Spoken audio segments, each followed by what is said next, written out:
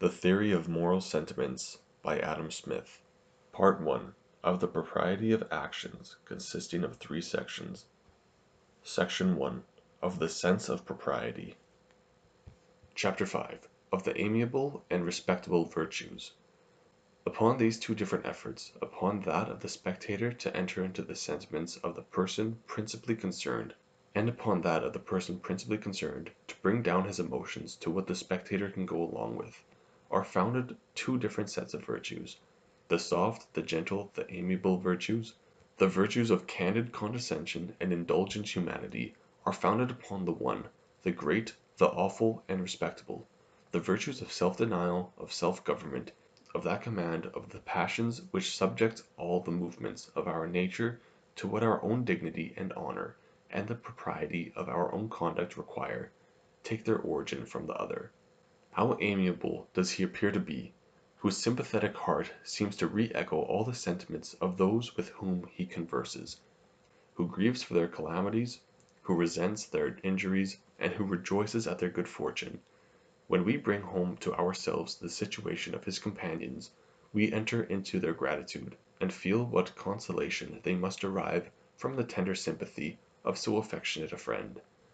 And for a contrary reason, how disagreeable does he appear to be, whose hard and obdurate heart feels for himself, but is altogether insensible to the happiness or misery of others. We enter, into this case too, into the pain which his presence must give to every mortal, with whom he converses, to those especially with whom we are most apt to sympathize, the unfortunate and the injured. On the other hand, what noble propriety and grace do we feel in the conduct of those who, in their own case, exert that recollection and self-command which constitute their dignity. On the other hand, what noble propriety and grace do we feel in the conduct of those who, in their own case, exert that recollection and self-command which constitute the dignity of every passion, and which bring it down to what others can enter into. We are disgusted with that clamorous grief which, without any delicacy, calls upon our compassion with sighs and tears, and importunate lamentations; but we reverence that reversed, that silent, that majestic sorrow, which discovers itself only in the swelling of the eyes,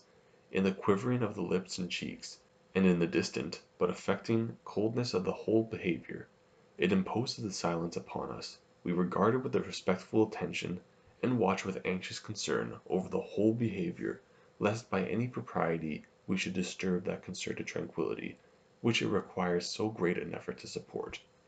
The insolence and brutality of anger, in the same manner when we indulge its fury, without check or restraint, is of all objects the most detestable, but we admire that noble and generous resentment which governs its pursuit of the greatest injuries, not by the rage which they are apt to excite in the breast of the sufferer, but by the indignation which they naturally call forth in that of the impartial spectator, which allows no word, no gesture, to escape it beyond what this more equitable sentiment would dictate, which never, even in thought, attempts any greater vengeance, nor desires to inflict any greater punishment than what every indifferent person would rejoice to see executed. And hence it is, that to feel much for others, and little for ourselves, that to restrain our selfish and to indulge in our benevolent actions, constitutes the perfection of human nature, and can alone produce amongst mankind that harmony of sentiments and passions, in which consists their whole grace and propriety. As to love our neighbor as we love ourselves is the great law of Christianity, so it is the great precept of nature to love ourselves only as we love our neighbor, or what comes to the same thing, as our neighbor is capable of loving us. As taste and good judgment, when they are considered as qualities which deserve praise and admiration, are supposed to imply a delicacy of sentiment and an acuteness of understanding not commonly to be met with, so the virtues of sensibility and self-command are not apprehended to consist in the ordinary, but in the uncommon degrees of those qualities. The amiable virtue of humanity requires surely a sensibility much beyond what is possessed by the rude vulgar of mankind. The great and exalted virtue of magnanimity undoubtedly demands much more than that degree of self-command, which the weakest of mortals is capable of exerting. As in the common degree of the intellectual qualities, there is no abilities, so in the common degree of the morale there is no virtue. Virtue is excellence, something uncommonly great and beautiful, which rises far above what is vulgar and ordinary. The amiable virtues consist in that degree of sensibility which surprises by its exquisite and unexpected delicacy and tenderness; the awful and respectable in that degree of self-command which astonishes by its amazing superiority over the most ungovernable passions of human nature. There is in this respect a considerable difference between virtue and mere propriety, between those qualities and actions which deserve to be admired and celebrated, and those which simply deserve to be approved of. Upon many occasions, to act with the most perfect propriety requires no more than that common and ordinary degree of sensibility or self-command which the most worthless of mankind are possessed of, and sometimes even the degree is not necessary. Thus to give a very low instance, to eat when we are hungry is certainly upon ordinary occasions perfectly right and proper, and cannot miss being approved of as such by everybody. Nothing, however, could be more absurd than to say it was virtuous. On the contrary, there may frequently be a considerable degree of virtue in those actions which fall short of the most perfect propriety,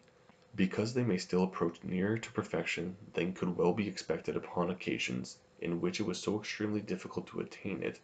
and this is very often the case upon those occasions which require the greatest exertions of self-command.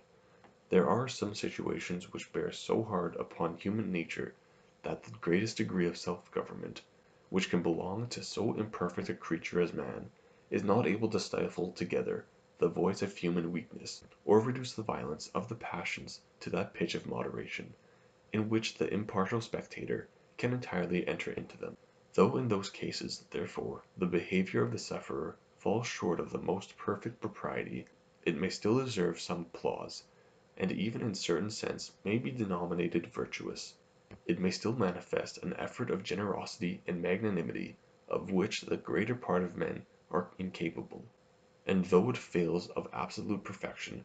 it may be a much nearer approximation towards perfection than what upon such trying occasions is commonly either to be found or to be expected. In cases of this kind, when we are determining the degree of blame or applause which seems due to any action, we very frequently make use of two different standards. The first is the idea of complete propriety and perfection, which in those difficult situations no human conduct ever did, or ever can come up to, and in comparison with which the actions of all men must for ever appear blamable and imperfect. The second is the idea of that degree of proximity or distance from this complete perfection, which the actions of the greater part of men commonly arrive at. Whatever goes beyond this degree, how far soever it may be removed from absolute perfection, seems to deserve applause, and whatever falls short of it deserve blame. It is in the same manner that we judge the productions of all the arts which address themselves to the imagination. When a critic examines the work of any of the great masters in poetry or painting, he may sometimes examine it by an idea of perfection in his own mind, which neither that nor any other human work will ever come up to, and as long as he compares it with this standard, he can see nothing in it but faults and imperfections; but when it comes to consider the rank which it ought to hold among other works of the same kind, he necessarily compares it with a very different standard, the common degree of excellence which is usually attained in this particular art, and when he judges of it by this new measure, it may often appear to deserve the highest applause, upon account of its approaching much nearer to perfection than the greater part of those works which can be brought into competition with it.